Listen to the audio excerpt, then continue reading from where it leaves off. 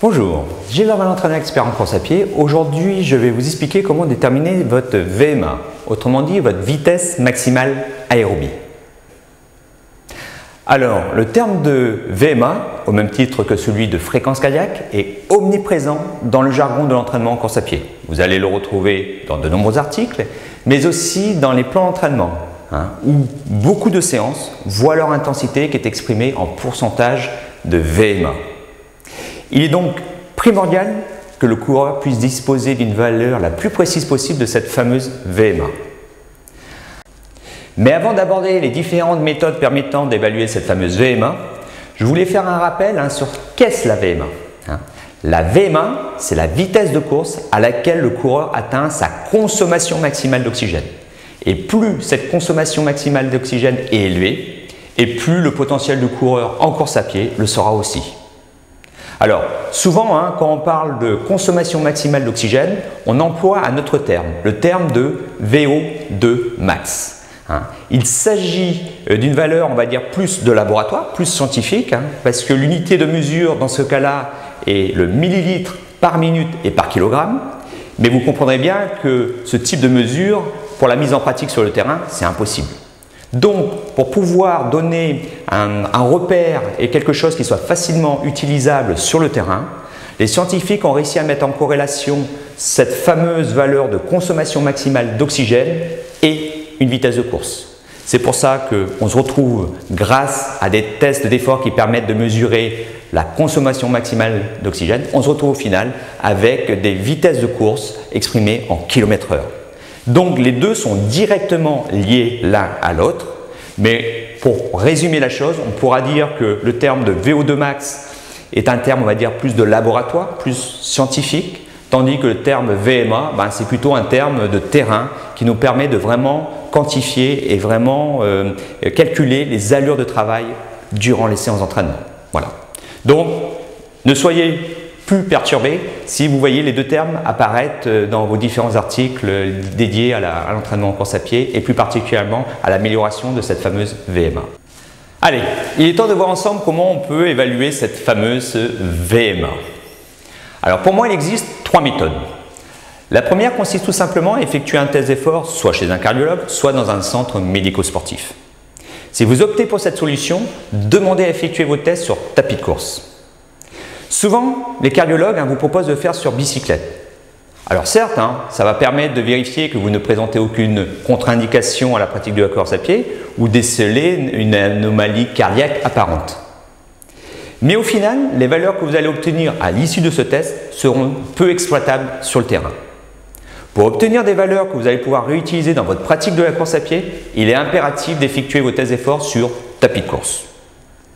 À l'issue de ces tests, vous obtiendrez une valeur que l'on évoque depuis tout à l'heure, c'est-à-dire votre vitesse maximale aérobie. En plus de cette VMA, vous aurez aussi la valeur de votre fréquence cardiaque maximale. Donc, deux paramètres qui sont vraiment hyper importants pour pouvoir ajuster au maximum ces allures de course à l'entraînement. Alors la seconde méthode pour évaluer votre VMA consiste toujours à effectuer des tests d'effort, mais cette fois-ci sur le terrain. Alors il existe une multitude de tests qui permettent d'évaluer la VMA sur le terrain. Moi personnellement, j'en connais à peu près une dizaine. Mais parmi toutes ces méthodes, il y en a deux qui ont ma préférence. Il s'agit du test léger bouché et du test VAM-EVAL. D'ailleurs, j'ai une petite préférence pour ce dernier. Alors pourquoi? Parce que tout simplement, ces deux tests sont accessibles à tous les coureurs. Il n'est pas nécessaire d'être un coureur expert, de maîtriser parfaitement ses allures de course pour pouvoir réaliser ce test. Il s'agit de tests progressifs durant lesquels on va demander au coureur de commencer à courir à une allure lente et puis, par le protocole mis en place, la vitesse de course qui va être imposée au coureur va augmenter progressivement de 0,5 km/h toutes les minutes dans le cadre du test VAM-EVAL. Donc, le coureur va commencer à 9 km/h, puis 9,5, 10, 10,5, 11,5 et ainsi de suite, jusqu'à ce qu'il ne puisse plus être en mesure de suivre le rythme imposé par le protocole. Au moment où il décroche, par exemple 16 km/h, on estime qu'il a atteint sa vitesse maximale aérobie. Rien de plus simple. D'ailleurs, je voulais revenir un peu sur ce dernier palier, en l'occurrence ici 16 km/h. Si le coureur décroche à 16 km/h, c'est-à-dire qu'il n'est plus en mesure de suivre l'allure imposée par le protocole, cela ne signifie pas obligatoirement que sa VMA soit précisément de 16 km/h. En effet, il est possible que sa VMA soit atteinte légèrement avant. Alors, pourquoi? Je vous l'explique grâce à un petit schéma que je vous ai préparé, sur lequel ici, vous avez un axe où vous avez la vitesse de course durant le test et sur l'autre axe, la fréquence cardiaque. Alors, en début du test, sur toute la première partie du test, vous allez avoir la fréquence cardiaque qui va augmenter progressivement en fonction de la vitesse de course. Puis, sur la fin du test, vous allez avoir progressivement la courbe de la fréquence cardiaque qui va s'aplanir progressivement pour arriver à un moment donné à un niveau palier où elle ne progressera plus. À la fin du test, ici en l'occurrence 16 km/h, vous voyez, on a atteint une fréquence cardiaque maximale. Mais cette fréquence cardiaque maximale est déjà atteinte depuis un petit moment. Et là, en l'occurrence, dans le cas que j'ai pris, on estime qu'elle a pu être atteinte déjà depuis 15,5 km/h. C'est-à-dire que sur le dernier palier d'une minute, je vous rappelle que par exemple dans le test VAMEVAL, on augmente la vitesse d'un kilomètre/heure de 0,5 km/h tous les minutes, et ce dernier palier-là a été effectué alors que la fréquence cardiaque maximale était déjà atteinte. Donc dans le cas présent, on estime que la véritable VMA du coureur se situe davantage à 15,5 km/h qu'à 16 km/h. Donc, lorsque vous effectuez ce type de test, si vous pouvez, dans la mesure du possible, équipez-vous d'un cardiofréquencemètre pour pouvoir vérifier que la fréquence cardiaque maximale ne reste pas stable trop longtemps en fin de test. Voilà, pour ajuster votre valeur de VMA. Alors malheureusement, ce type de test est réservé souvent à des coureurs qui sont inscrits en club d'athlétisme. Ils sont peu accessibles au plus grand nombre. Mais rassurez-vous, il existe, comme j'ai annoncé en début de vidéo, une troisième méthode pour obtenir une valeur de VMA relativement fiable. Je vous explique immédiatement comment procéder. Alors la méthode que je vous propose va se dérouler en deux étapes. Il va y avoir un premier test initial qu'on appelle le test demi-Cooper et ensuite on va s'appuyer sur une séance type VMA pour affiner la valeur qu'on aura obtenue lors du premier test. Alors le test demi-Cooper, de quoi il s'agit? Il s'agit tout simplement d'un test d'effort durant lequel on va demander au coureur de parcourir la plus grande distance possible en 6 minutes. Pourquoi 6 minutes? Tout simplement, on sait qu'un coureur à pied est en mesure de tenir 100% de sa VMA sur un effort d'environ 6 minutes. Donc à travers un test demi-Cooper, logiquement, le coureur va être à une vitesse de course qui se rapproche des 100% de sa VMA. Alors, avant le test, bien sûr, le coureur va effectuer un échauffement. Il va faire un footing de 20 à 25 minutes en endurance fondamentale, puis ensuite quelques petites accélérations. Et une fois qu'il sera bien échauffé, il se lancera pour son test. Alors, pour effectuer ce test demi-Cooper, il est impératif, bien sûr, de disposer d'un parcours qu'on peut ensuite mesurer relativement précisément. C'est-à-dire qu'à l'issue du test, il va falloir que vous sachiez quelle distance vous avez parcouru exactement. Alors, on va prendre un exemple sur 6 minutes d'un coureur qui a parcouru 1500 mètres. Si on rapporte ça sur une heure d'effort, on va obtenir pour notre coureur une première estimation de sa VMA de 15 km/h. Il suffit tout simplement de prendre la distance obtenue et parcourue en 6 minutes et de la multiplier par 10.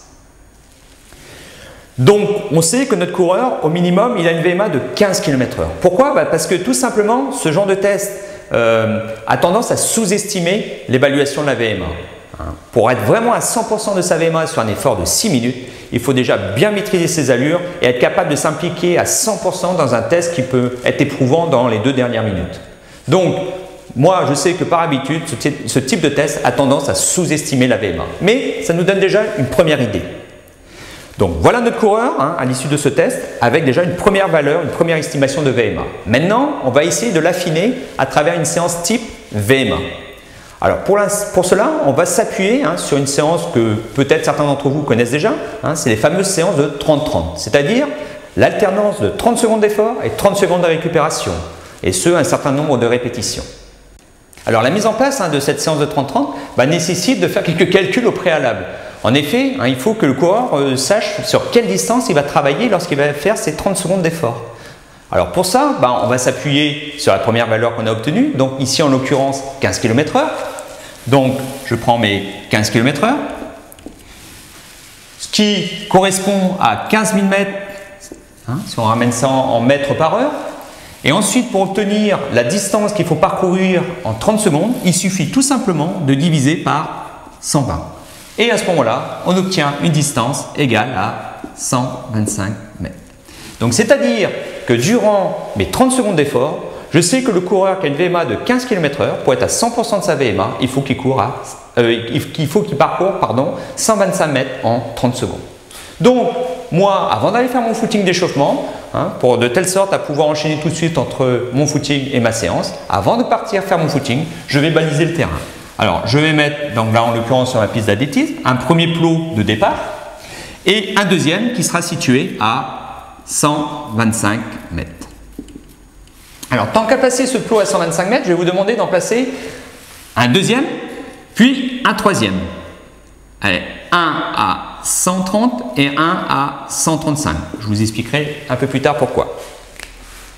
Donc, mon matériel est en place, j'ai fait mon échauffement, je me présente au départ pour ma première répétition de 30 secondes. Je me positionne donc au niveau du plot et pendant 30 secondes, je m'applique à courir de telle sorte à arriver pile poil le plus précisément possible au plot de 125 mètres au bout de 30 secondes. Une fois sur place, j'effectue un footing en allure lente autour du plot et je m'arrange de retour pour être exactement à la fin des 30 secondes de récupération de retour au plot de départ. Et là, vous l'avez sans doute deviné, hop, je repars dans le sens inverse de telle sorte à revenir au point de départ au bout de 30 secondes. La même chose, j'effectue un footing à allure lente, en gros à peu près 65% de ma VMA autour de ce plot-là.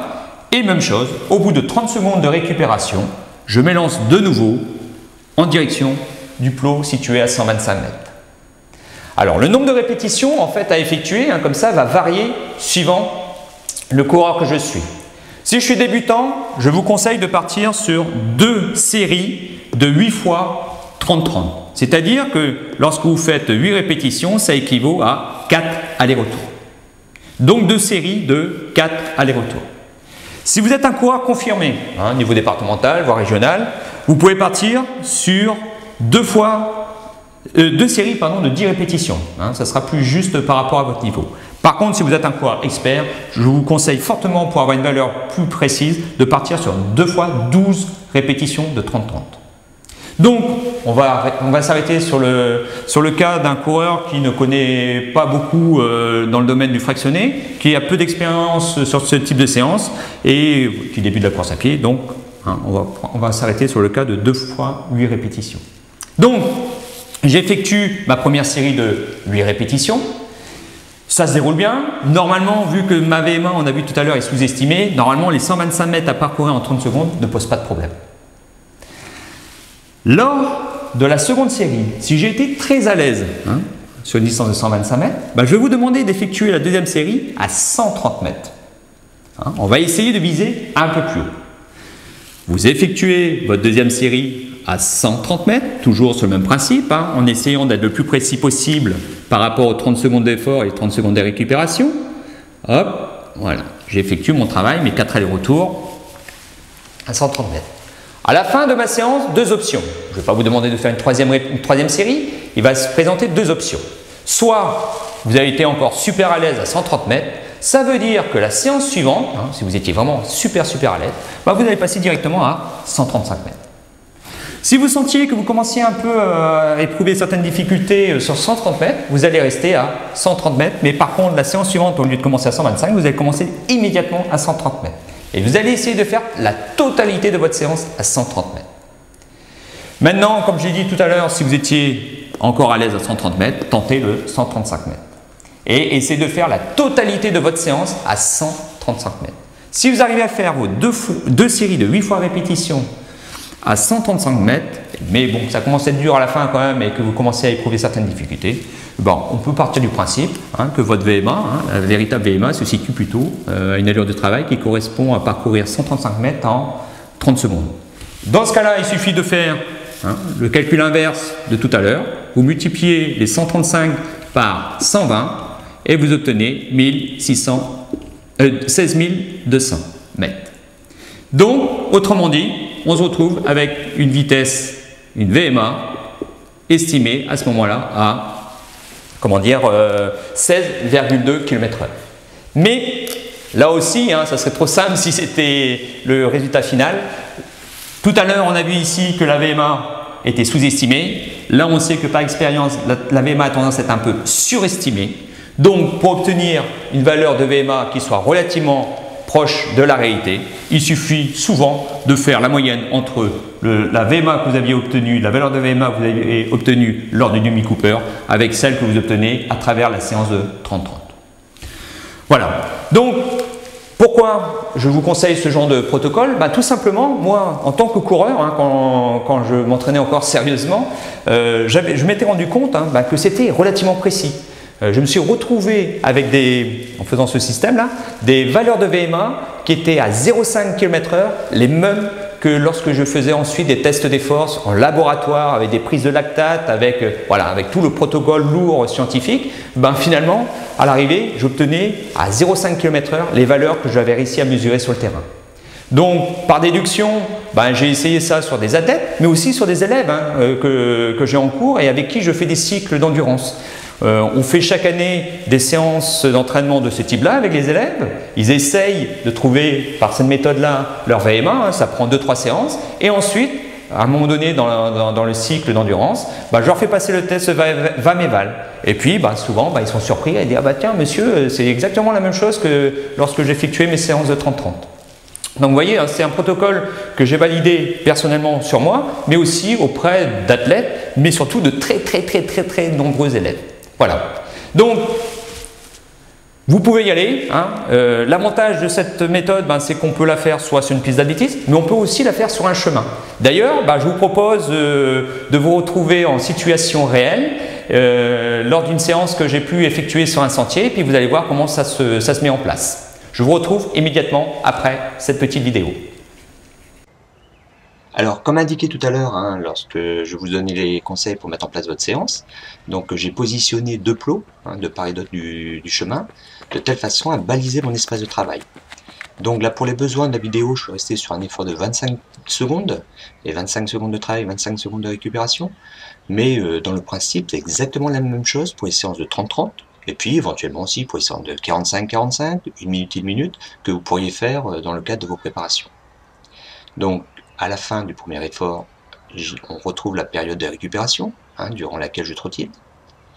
Je m'organise de telle sorte à être de retour au point de départ à la fin de cette première période de récupération.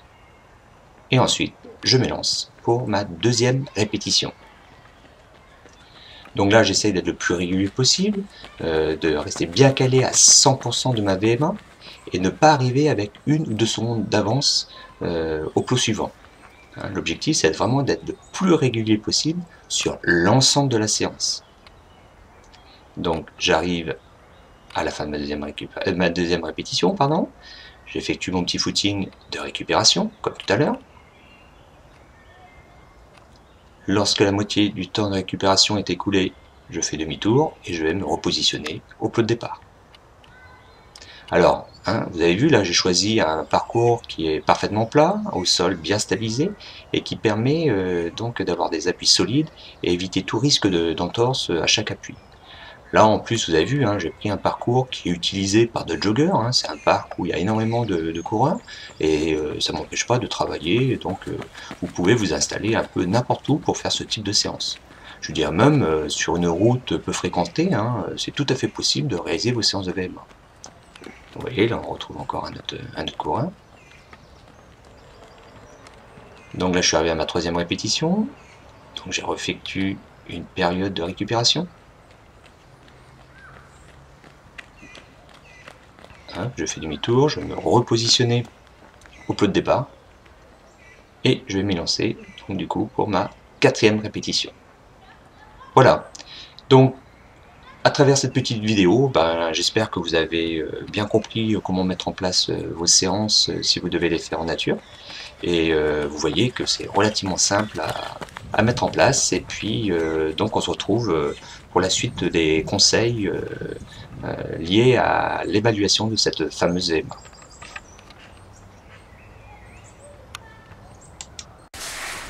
Alors, comme vous pouvez le constater, hein, pas besoin d'avoir une piste d'athlétisme à proximité de chez soi pour mettre en place ce type de séance test. Hein. Il suffit d'un chemin parfaitement plat, bien stable, et puis vous pouvez fonctionner sans problème.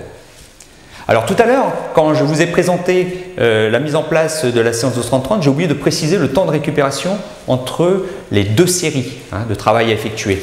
Et ce temps de récupération est de 3 minutes. Voilà, précision importante. Alors, autre précision, lorsque vous effectuez vos 30 secondes de récupération ici, il est important de maintenir une certaine intensité d'effort. L'objectif, c'est d'éviter que la fréquence cardiaque ne baisse de trop. En effet, quand on veut faire un travail de VMA efficace, il est important de maintenir une certaine intensité au niveau cardiaque. Donc, lors des 30 secondes de récupération, essayez de vous maintenir une allure qui se situe à environ 60-65% de votre VMA. Là aussi, il est possible de mettre quelques plots repères à les contourner pendant ces 30 secondes de récupération. Alors, ce n'est pas toujours facile, hein. Donc une des solutions, c'est tout simplement aussi, surtout si vous avez un cardiofréquencemètre, de vous baser sur la fréquence cardiaque durant la récupération et de s'arranger de telle sorte à ce qu'elle ne baisse pas plus de 10 à 15 pulsations par minute. Et à partir du moment où vous essayez de maintenir cette règle-là, bon, vous effectuerez un travail de VMA tout à fait efficace. Alors, dernière précision, les distances de travail sur lesquelles vous allez pouvoir fonctionner peuvent varier beaucoup entre le début de saison et la fin de saison. Je prends le cas par exemple d'une séance de 30-30. En début de saison, on peut éprouver des difficultés à travailler sur 125 mètres, alors qu'en fin de saison, les 135 mètres ne poseront aucun problème. Alors, évidemment, cela peut signifier que vous avez un peu progressé au niveau de votre VMA, mais pas que. En effet, avec l'entraînement, avec le niveau de forme, on sait qu'on est capable de supporter et de maintenir un plus haut pourcentage de VMA dans ces séances de travail.